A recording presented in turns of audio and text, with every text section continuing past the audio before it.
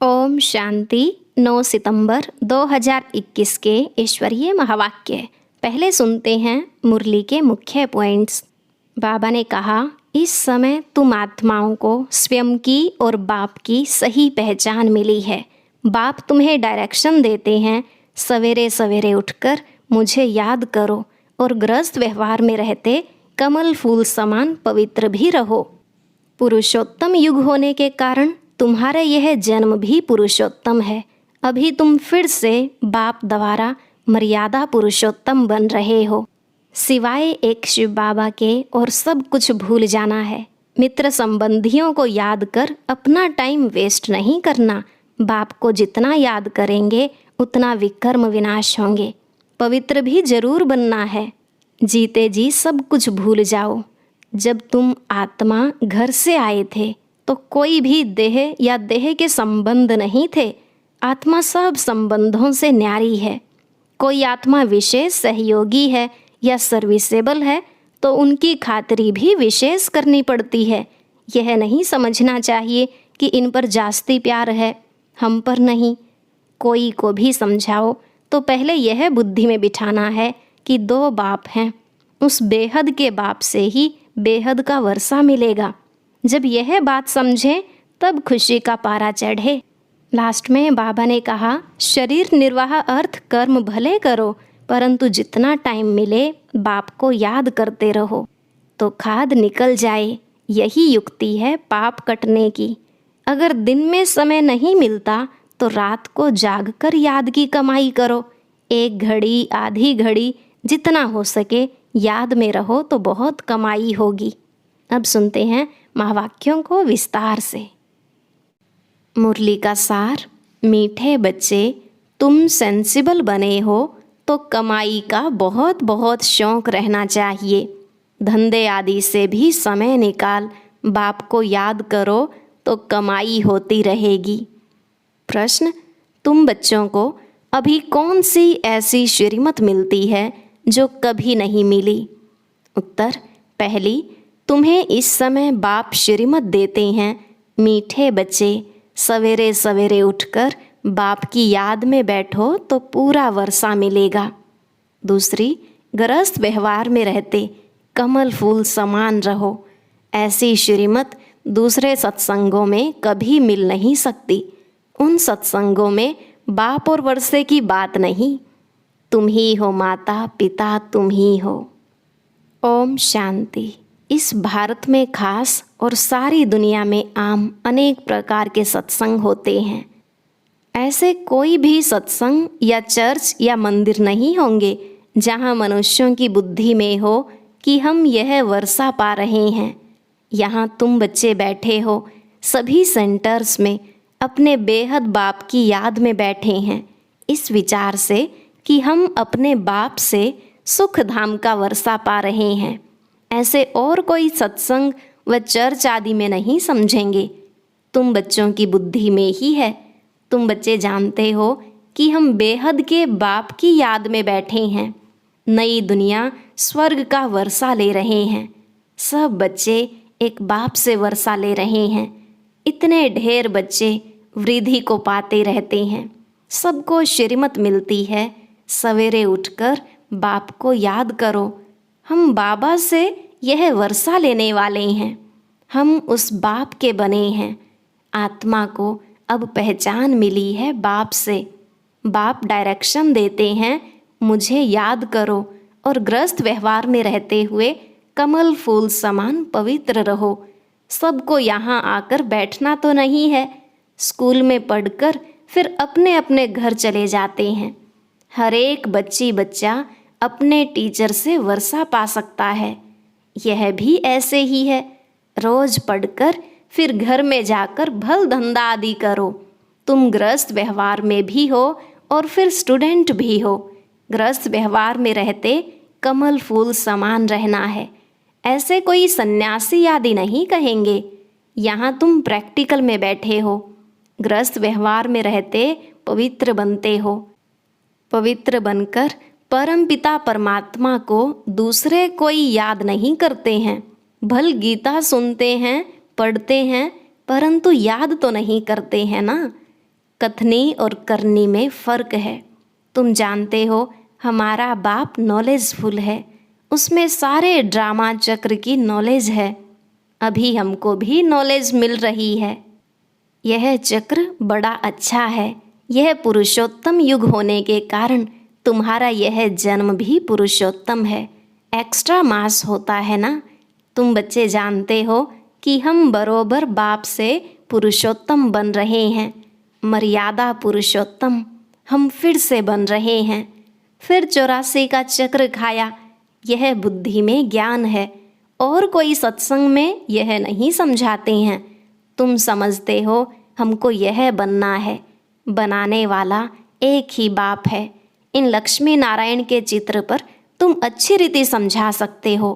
बरोबर ब्रह्मा द्वारा योग बल से इन्होंने यह पद पाया है। ऐसे बुद्धि में इमर्ज करना चाहिए। ब्रह्मा सरस्वती लक्ष्मी नारायण के 2 रूप भी दिखाए हैं। ब्रह्मा सरस्वती फिर प्रजा भी दिखानी पड़े। हर एक बात पर अच्छी रीति विचार करना चाहिए। बाप कहते हैं मुझे याद करो।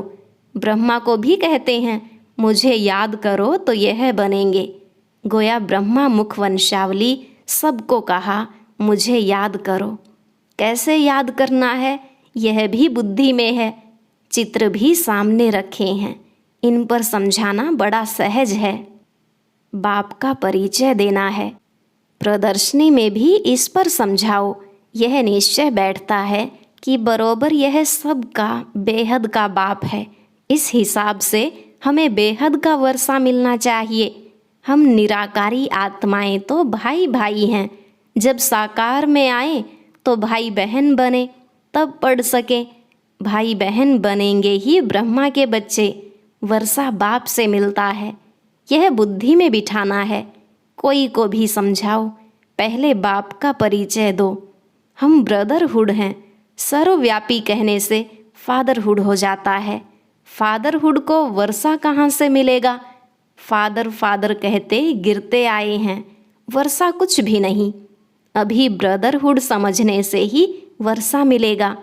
तो उस पर अच्छी रीति समझाने से बुद्धि में जो अष्ट देवताएं आदि बैठे हुए हैं वह सब निकल जाएंगे। बोलो 2 बाप हैं। रूहानी बाप जिससे सर्व की सद्गति होनी है, वही सुख शांति का वर्षा देते हैं। सब सुखी हो जाते हैं। उनको कहा जाता है हेवनली गॉड फादर, स्वर्ग रचने वाला। पहले बाप का प्रभाव बुद्धि में बिठाना चाहिए। यह है आत्माओं का बेहद का बाप। उनको ही पतित पावन कहते हैं। तुम आत्मा परम पिता परमात्मा के बच्चे हो। यह निश्चय पक्का करो। मूल बात पहले यह बुद्धि में बिठानी है। यह समझें तब खुशी का पारा चढ़े और कहें कि हम बाप को याद जरूर करेंगे। हमको निश्चय होता है हम बाप को याद कर विश्व का मालिक बनेंगे। यह खुशी बहुत रहेगी। समझदार होगा और बुद्धि में पूरा निश्चय होगा तो कहेगा ऐसा बेहद का बाप जो दादा में आता है, पहले तो उनसे मिले। शिव बाबा ब्रह्मा द्वारा ही हमसे बात कर सकेंगे। तुम आत्मा तो उनसे मिली नहीं हो तो याद कैसे करेंगे?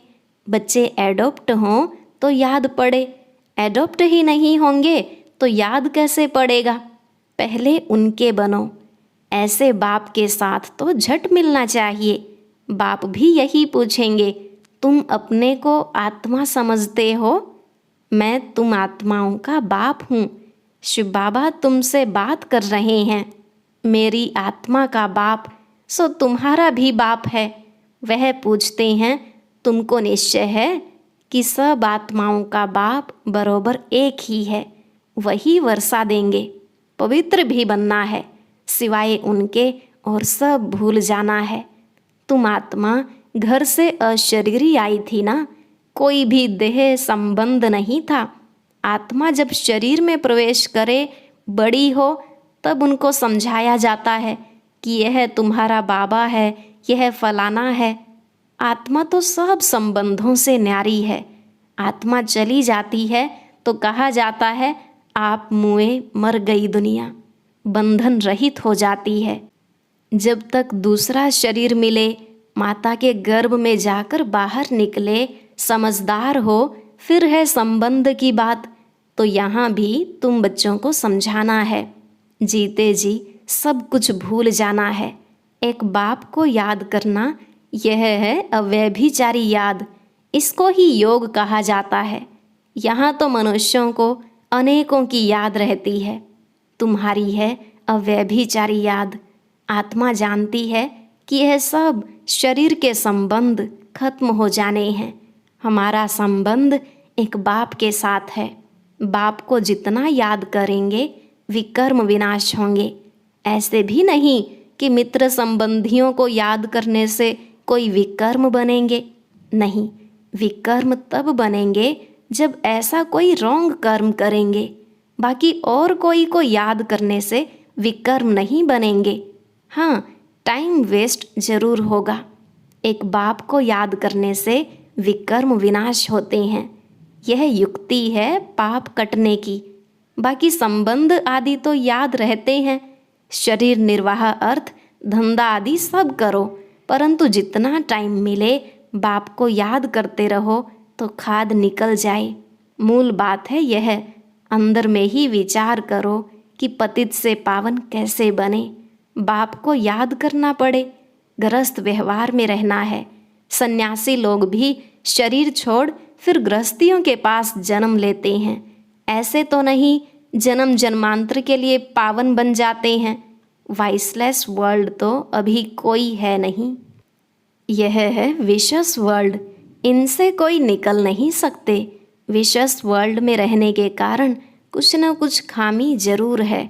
बाकी दुनिया तो है ही दो, विशस वर्ल्ड और वाइसलेस वर्ल्ड। पावन दुनिया में देवताएं रहते हैं तो समझाने में बहुत सहज होगा। इस पतित दुनिया का अभी विनाश होना है। विनाश होने के पहले बेहद बाप से वर्षा लेना है। बाबा कहते हैं, देह के संबंध छोड़ अपने को आत्मा निश्चय करो और बाप को याद करो तो तुम पावन बन जाएंगे। बाप कहते हैं, तुम मुझे पतित पावन कहते हो ना।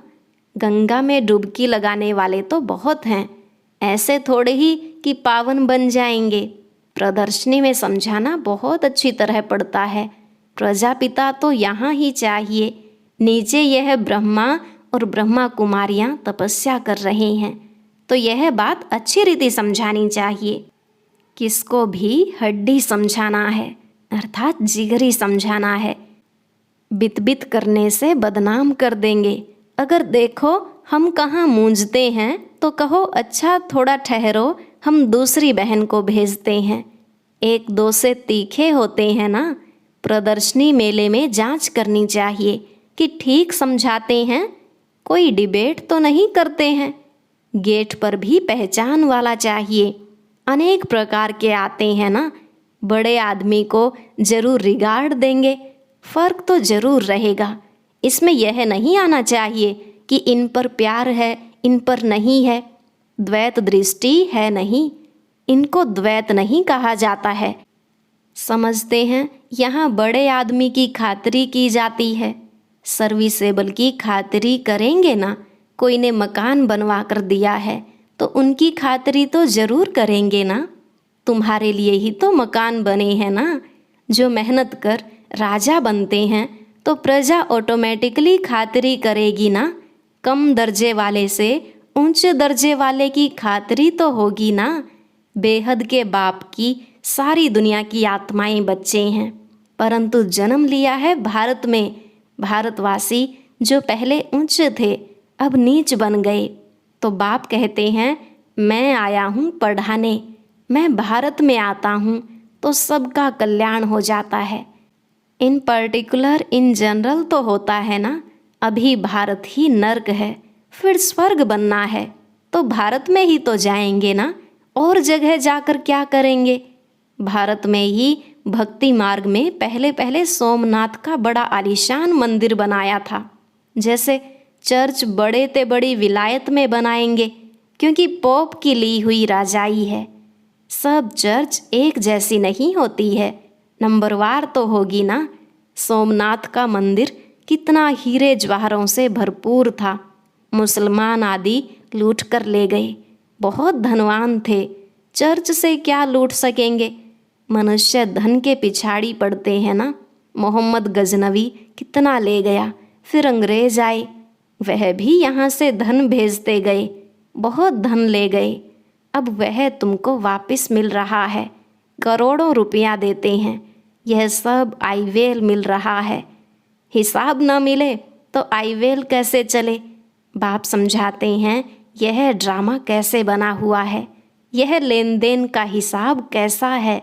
फिर भी तुम बच्चों को अब स्वर्ग का मालिक बनना है। यह वर्ल्ड की हिस्ट्री ज्योग्राफी कैसे चक्र लगाती है वह भी बच्चों को समझाया है। फिर भी कहते हैं बच्चे मन मना भव, यह सब फिर रिपीट होगा। हर चीज़ सतो से तमो प्रधान बन जाएगी। दिन में धंधाधोरी आदि करते हो, वह टाइम छोड़ो, बाकी जितना टाइम मिले मुझे याद करो। धंधे आदि में भी कभी कभी टाइम मिलता है। कईयों की ऐसी सर्विस रहती है, सिर्फ सही किया खलास। ऐसे भी बहुत फ्री रहते हैं। फिर भी रात तो अपनी है। दिन में शरीर निर्वाह के लिए कमाई करते हो, रात को फिर यह कमाई करो। यह है भविष्य 21 जन्मों के लिए। कहा जाता है एक घड़ी आधी घड़ी जितना हो सके बाप की याद में रहो तो तुम्हारी बहुत कमाई होगी। सेंसिबल जो होगा वह समझेगा कि बरोबर बहुत कमाई कर सकते हैं। कोई कोई चार्ट भी लिखते हैं, हमने इतना समय याद किया। अज्ञान काल में कोई अपनी दिनचर्या लिखते हैं। तुम भी चार्ट लिखेंगे तो अटेंशन रहेगा। कोई टाइम वेस्ट तो नहीं होता है, कोई विकर्म तो नहीं किया। अच्छा, मीठे मीठे सिकिलधे बच्चों प्रति माता पिता बाप दादा का याद प्यार और गुड मॉर्निंग। रूहानी बाप की रूहानी बच्चों को नमस्ते। रूहानी बच्चों की रूहानी बाप दादा को नमस्ते नमस्ते, गुड मॉर्निंग, शुक्रिया बाबा शुक्रिया। धारणा के लिए मुख्य सार। पहला पॉइंट, किसी भी देहधारी को याद कर अपना टाइम वेस्ट नहीं करना है। ऐसा कोई रॉन्ग कर्म न हो जो विकर्म बन जाए। दूसरा, जीते जी सब कुछ भूल एक बाप को याद करना है। शरीर निर्वाह अर्थ कर्म भी करना है, साथ साथ सेंसिबल बन रात में भी जाकर यह अविनाशी कमाई करनी है। याद का चार्ट रखना है। आज का वरदान, बेहद की वैराग्य वृत्ति द्वारा नष्टो मोहा स्मृति स्वरूप बनने वाले अचल अडोल भव। बेहद की वैराग्य वृत्ति द्वारा नष्टो मोहा स्मृति स्वरूप बनने वाले अचल अडोल भव। बाबा ने कहा जो सदा बेहद की वैराग्य वृत्ति में रहते हैं वह कभी किसी भी दृश्य को देख घबराते व हिलते नहीं, सदा अचल अडोल रहते हैं। क्योंकि बेहद की वैराग्य वृत्ति से नष्टो मोहा स्मृति स्वरूप बन जाते हैं। अगर थोड़ा बहुत कुछ देखकर अंश मात्र भी हलचल होती है या मोह उत्पन्न होता है तो अंगद के समान अचल अडोल नहीं कहेंगे। बेहद की वैराग्य वृत्ति में गंभीरता के साथ रमणीकता भी समाई हुई है। स्लोगन, राज्य अधिकारी के साथ साथ बेहद के वैरागी बनकर रहना यही राज ऋषि की निशानी है। राज्य अधिकारी के साथ साथ बेहद के वैरागी बनकर रहना यही राज ऋषि की निशानी है। आज एक बहुत अच्छी वीडियो अपलोड की गई है। इसे आप अपने परिवार व संबंध संपर्क वालों के साथ जो ज्ञान में नहीं चलते उनको शेयर कर सकते हैं। सभी भाई बहनें जरूर देखें।